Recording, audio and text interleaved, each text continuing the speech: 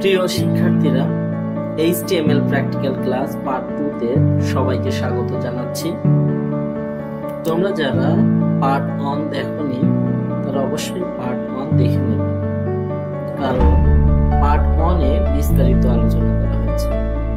এবার আমরা কোডিং এ চলে যাচ্ছি। তো HTML কোডিং এর জন্য আমরা একটি প্রশ্ন রেডি করেছি।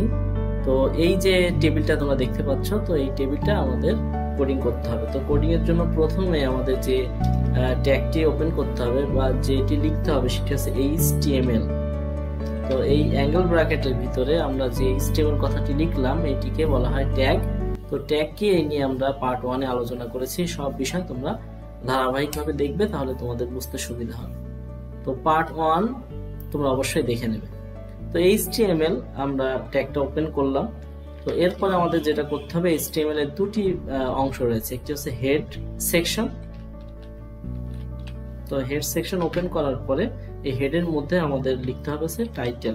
টাইটেল নামে একটা ট্যাগ লিখতে হবে।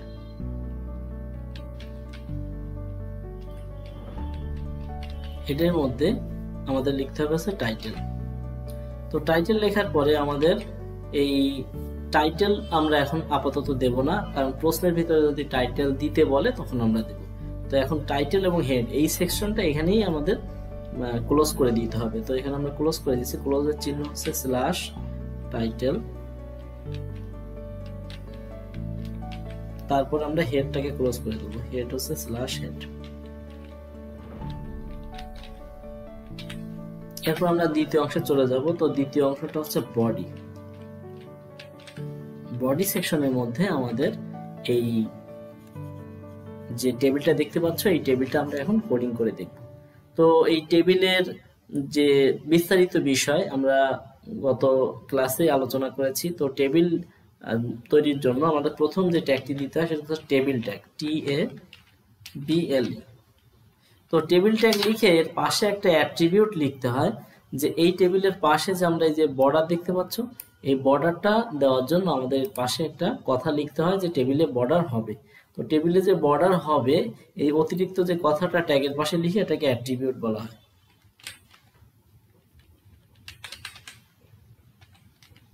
তো বর্ডারের মাপ দিতে হবে 1, বেশি দেওয়া যাবে, তবে স্ট্যান্ডার্ড হচ্ছে 1। টেবিল বর্ডার 1 দিয়ে আমাদের নিচে চলে যেতে হবে। তো আমাদের গত ক্লাসে তোমাদেরকে আমরা আলোচনা করেছিলাম যে টেবিলের রো গুলোকে টিআর বলা হয়। তো এখানে আমাদের কয়টা রো আছে? তো দেখো, এই হচ্ছে টোটালটা একটা রো। আবার এখান থেকে এই পর্যন্ত এটা কিন্তু একটা রো, আবার এখান থেকে এই পর্যন্ত হচ্ছে একটা রো। এখন এইটা যদি 1 নাম্বার রো হয়, তাহলে এইটা হচ্ছে আমাদের 2 নাম্বার রো, আর এইটা হচ্ছে আমাদের 3 নাম্বার রো। তাহলে এই 1 নাম্বার রোতে আমাদের ঘর আছে কয়টা? একটা।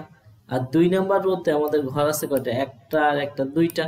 আর 3 নাম্বার রোতে এই একটা ঘর আছে, কারণ এই যে 2টা ঘর, এই ঘরটা তৈরি হয়ে গেছে 2 নাম্বার রোতে বা টিআরে, যার কারণে এই 3 নাম্বার মানে যে রোটা আছে সেখানে একটাই মাত্র ঘর থাকবে। তো এই ঘরগুলোকে আমরা টিডি বলি। তো এই কারণে আমাদের গত ক্লাসে আমরা বলছিলাম যে আমাদের এই যে রো যেটাকে আমরা টিআর বলি, তো এই যে রো, এটাকে টেবিল রো বা টেবিলের সারি। এখানে 3টা রো আছে, তাহলে 3টা সারি আছে এখানে। তো একটা সারি টেবিল রো, আবার একটা টেবিল রো আছে, আবার একটা টেবিল রো আছে। তো এখানে আমাদের 3টা টেবিল রো আছে। তো টেবিল রো কে আমরা সংক্ষেপে যে ট্যাগ বলি সেটা হচ্ছে টিআর, টেবিল রো। টিআর হচ্ছে টেবিল রো। তাহলে এখানে আমার 3টা রো আছে, একটা আছে টিআর টেবিল রো। এখন প্রথম যে রোটা আছে সেই রোতে কিন্তু আমাদের রেজাল্ট শিট নামে একটাই ঘর আছে। এই ঘরটাকে আমরা বলবো হচ্ছে টিডি। তো এই যে রেজাল্ট শিট, এই টিডি দিলেই ওই একটা ঘর তৈরি হবে। কিন্তু এখানে কথা আছে, সেটা হচ্ছে যে এই যে রোটা আছে এখানে আমরা দেখতে পাচ্ছি যে এই রোতে একটা জিনিস আছে, সেটা হলো যে এই রোটা একটু এই যে নেম যে ঘরটা আছে, এই ঘরের থেকে রেজাল্ট শিট এই ঘরটা একটু বড়। তার মানে হচ্ছে যে এই ঘরটা এখান থেকে এই দাগটা যদি আমি এই উপরের দিকে উঠাতাম, এই দাগটা যদি আমি উপরের দিকে উঠাই নিই তাহলে কিন্তু এই ঘরটা একটু বড় হয়ে যাবে। তার মানে হচ্ছে এটা কয় ভাগের, মানে এইখান থেকে দাগটা যদি আমি উপরের দিকে নিয়ে যাই তাহলে এই ঘরটা কিন্তু 2 ভাগে ভাগ হয়ে গেল। তার মানে হলো এই রেজাল্ট শিট যে ঘরটা আছে এই ঘরটা হচ্ছে 2 ঘরের সমান। এই রেজাল্ট শিট যে ঘরটা আছে এই ঘরটা হচ্ছে 2 ঘরের সমান। আচ্ছা, আর এখান থেকে এই পর্যন্ত এটা কিন্তু একটা রো, আর এই যখনই আমরা এখান থেকে দাগ দিচ্ছি তখন এই রোটা কিন্তু 2 ভাগে ভাগ হয়ে যাচ্ছে। তাহলে এই রোটা মানে এই যে টিডিটা, এই টিডিটা হচ্ছে 2 ঘরের সমান। কোন দিকে? এই যে লম্বা যেটা সারির দিকে। ওকে, এখন আসো এই যে জিপিএ যে ঘরটা আছে, এই যে জিপিএ যে ঘরটা আছে এইখান থেকে যদি আমি দাগ টেনে দিই তাহলে জিপিএ ঘর কয় ভাগে ভাগ হবে? 2 ভাগে ভাগ হয়ে যাবে। কিন্তু এখানে ঘরটা এই একটা ঘর আর এই একটা ঘর, মানে এটা এখন এখানে কিন্তু ঘরটা হচ্ছে নিচের দিকে, ঘর চলে যাচ্ছে নিচের দিকে, এটা নিচের দিকে ঘর, আর এইখানে ঘরটা কিন্তু এই দিকে মানে রোদ দিকে। তার মানে রোদ দিকে ঘর আর এটা কিন্তু হচ্ছে কলামের দিকে ঘর, এইদিকে হচ্ছে নিচের দিকে হচ্ছে কলাম। তার মানে রেজাল্ট শিট এই ঘরটা 2 ঘরের সমান, কিন্তু এটা কোন দিকে? এটা হচ্ছে রেজাল্ট শিট এই ঘরটা 2 ঘরের সমান, কিন্তু এটা কোন দিকে? এটা রোদ দিকে। তাই রোদ দিকে যদি কোনো ঘর বৃদ্ধি পায় তখন এই টিডির মধ্যে লিখতে হয় call span, COLSPAN। Call span কয় ঘর বৃদ্ধি পেয়েছে?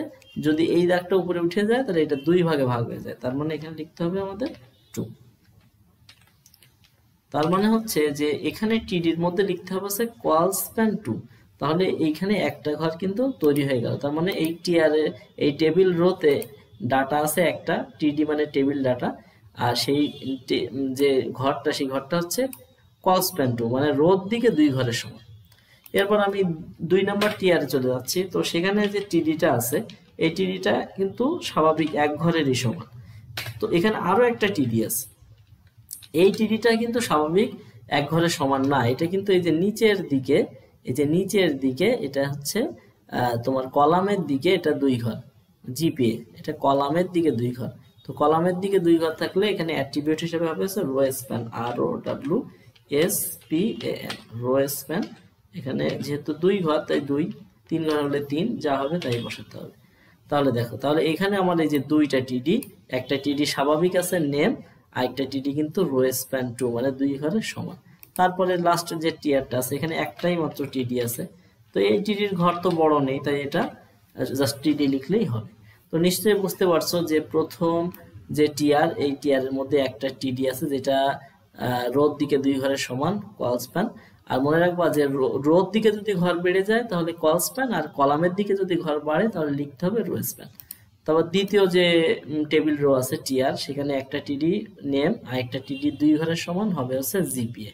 তারপরে যে টেবিল রোটা আছে এই রো টিআর, এখানে একটাই টিডি আছে। ওকে, তাহলে আমরা এখন কোডিং এ চলে যাচ্ছি।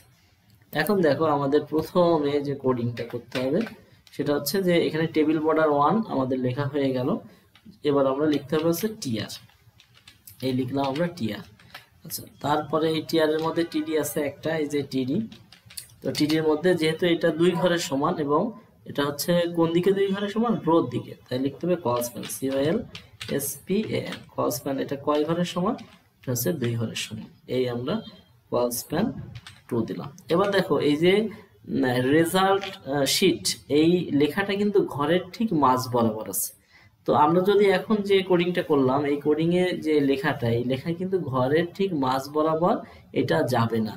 ঘরের মাঝে আনতে গেলে আমাদের কিন্তু এই টিআরএ বা টিডির মধ্যে লিখতে হবে যে আমাদের এই লেখাটা ঘরের ঠিক মাঝে আসবে। তো সেটা কোথায় লিখতে হবে, কিভাবে লিখতে হবে আমরা একটু পরে, আগে কোডিংটা শেষ করি, তারপরে প্রবলেমটা দেখাবো, তারপরে সমাধানটা দেবো, ঠিক আছে? এখানে আমরা টিডি কল স্প্যান 2 লিখলাম। এবার লিখবো রেজাল্ট শিট, RESU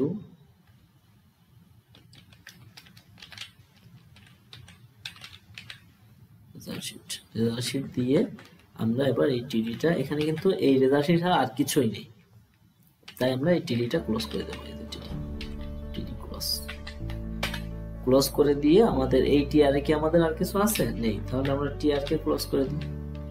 প্রথম টিআরটা কমপ্লিট, মানে প্রথম রোটা কমপ্লিট। প্রথম রোতে আছে শুধু রেজাল্ট শিট, পরে যে রোটা আছে সেখানে আছে হচ্ছে টিআর লিখলাম, লেখার পরে এখানে নেম আছে, নেম পরের রোর প্রথম টিডিতে আছে নেম স্ল্যাশ টিডি, এখানে আর কিছু নেই, তাহলে এই স্ল্যাশ দিয়ে ক্লোজ করে দিলাম। তারপরে টিডি, তারপর টিডিটা হচ্ছে ওই যে কলামের দিকে 2 ঘরের সমান, এই যে জিপিএ যে ঘরটা আছে, তাহলে কলামের দিকে ঘর হলে রো স্প্যান আর রোর দিকে উল্টা, রোর দিকে ঘর বৃদ্ধি পেলে কল স্প্যান আর কলামের দিকে যদি ঘর বৃদ্ধি পায় তাহলে হচ্ছে রো স্প্যান। তো এখানে আমাদের কলামে বৃদ্ধি পেয়েছে, মানে নিচের দিকে ঘর বৃদ্ধি পেয়েছে জিপিএ ঘরটা, এই জন্য এখানে আমরা লিখবো হচ্ছে রো স্প্যান, আর ও ডাব্লিউ এসপিএ। কয় ঘর বৃদ্ধি পেয়েছে?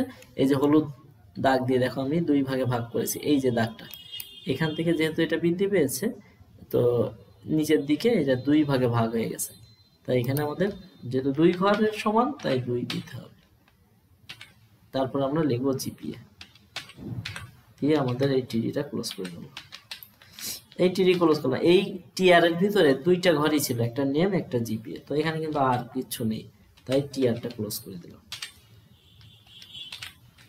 এবার পরের টিআর চলে যাব, লাস্ট টিআর, এখানে একটাই মাত্র ঘর আছে, তো এই ঘরটা হচ্ছে এই যে টিডি দিলাম, টিডি দিয়ে আমরা রোলটা লিখে দেব, দিয়ে আমরা এখানে এই টিআরটা টিডি ক্লোজ, তারপরে টিআর ক্লোজ করে দেব টিআর। এখন দেখো আমাদের এই যে টিআর এবং টিডি গুলো লিখলাম এগুলো কিন্তু সব ক্লোজ হয়ে গেছে, এই যে টিআর ক্লোজ, টিআর ক্লোজ, এখানে টিআর ক্লোজ, এখানে টিআর ক্লোজ, টিডি ক্লোজ, সব ক্লোজ হয়ে গেছে। আর এই হেড টাইটেল কিন্তু এখানে ক্লোজ হয়েছে, ক্লোজের চিহ্ন হচ্ছে এই স্ল্যাশ।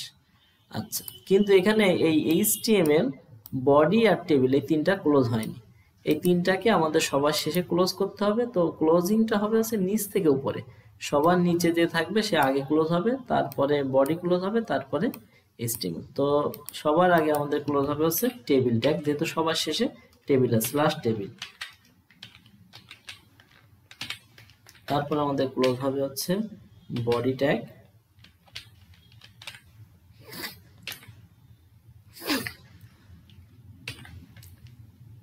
তারপরে আমাদের ক্লোজ হবে বডি ট্যাগ, তারপরে সবার শেষে আমাদের ক্লোজ হবে হচ্ছে এইচটিএমএল ট্যাগ। এবার আসো আমরা এটাকে সেভ করব। তো সেভ করার জন্য Ctrl+Shift+S চাপ দিলে আমাদের সেভের অপশন আসবে। তো এখানে আমাদের এল চাপতে হবে, আমরা এল দেব, দেওয়ার পরে দেখো আমাদের লেকচার 2 পর্যন্ত আমাদের স্ক্রিনে আছে করা, স্পেস চাপ দিলে এখানে আসবে। তো এই 2টাকে আমরা 3 করে দিলেই সেভ হয়ে যাবে, এই যে 3 দিলাম, দিয়ে ইন্টার চাপ দিলে সেভ হয়ে যাবে। এবার আমরা ওপেন করব যে আমাদের কি উত্তর আসে।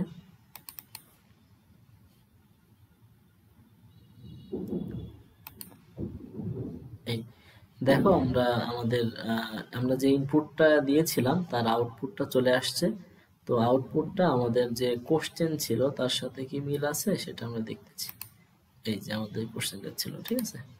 তো আমাদের এখানে result sheet, name, roll, GPA সবকিছুই ছিল। তো আমাদের কোথায় কি পার্থক্য আছে সেগুলো আমরা এখনই ইনপুটে ঠিক করে দেব। তো দেখো আমাদের এখানে এই যে যেটা আমরা লিখছি এটা, এই দাগটা একটু বড়, এই যে এই দাগটা 2টো দাগ চলে আসছে, মানে আমাদের এই যে ঘরগুলোকে সেল বলা হয়। তো এই টিডির যে সেলগুলো, এই সেলের যে স্পেসটা এটা বেশি আসছে। তো এটা যদি তোমরা এই দাগটাকে যদি স্পেসটাকে যদি 0 করতে চাও তাহলে এই টেবিল বর্ডার 1 এর পাশে তোমাদের লিখতে হবে sell spacing 0, CELLSPACING, sell spacing, এখানে আমাদের কোটেশনের মধ্যে 0 লিখে দিতে হবে। যদি তোমরা 0 লিখে দাও, দিয়ে Ctrl+S দিয়ে সেভ দিয়ে এখানে রিফ্রেশ দিলে দেখো আমাদের চলে আসছে, ঠিক আছে। আচ্ছা, আর কিন্তু আমাদের এখানে আপাতত কোনো নেই। আর আরেকটা জিনিস এখানে আমাদের করতে পারি আমরা, সেটা হচ্ছে যে এই যে নেম, জিপি এগুলোকে ঘরের ঠিক মাঝ বরাবর যদি নিয়ে যেতে চাও তাহলে অ্যালাইন সেন্টার নামে, মানে এটা সেন্টারে আসবে, এই জন্য আমাদের টিআর এর মধ্যে আমরা অ্যালাইন সেন্টার লিখতে পারি, লিখবো ALIGN, অ্যালাইন, তারপরে সেন্টার, অ্যাট্রিবিউট CENTER। এই অ্যালাইন সেন্টার কথাটা এই টিআর এর ভিতরে আমরা দিয়ে দিলে আমাদের সবগুলো ঘর সেন্টারে চলে আসবে। তো এখানে 3টা টিয়ার আছে, প্রত্যেকটা টিয়ারের মধ্যে আমি অ্যালাইন সেন্টারটা দিয়ে সেভ দিয়ে রিফ্রেশ দিয়ে দিলাম। তাহলে আমাদের কিন্তু এটা আমরা অনেক বড় করে দেখাচ্ছি, তো এটা কিন্তু আসলে তোমার ছোট থাকবে, তখন হচ্ছে তোমরা বুঝতে পারবা। তো এটা বড় করে দেখানোর কারণে তোমাদের অন্যরকম লাগতে পারে। যাই হোক, আর যদি তোমাদের বুঝতে কোনো অসুবিধা হয় সেটাও অবশ্যই আমাদের জানাবে। আমরা অবশ্যই তোমাদের সকল প্রশ্নের উত্তর দেব। এবং আমাদের আগামীতে বোর্ডে যে প্রশ্নগুলো আসছে আমরা ধারাবাহিকভাবে সেই বোর্ড প্রশ্নের সলভ ক্লাস করে, প্র্যাকটিক্যাল সলভ ক্লাস করে তোমাদের সামনে দেব। তো সবাইকে ধন্যবাদ জানিয়ে আজকের মতো এখানেই শেষ করব।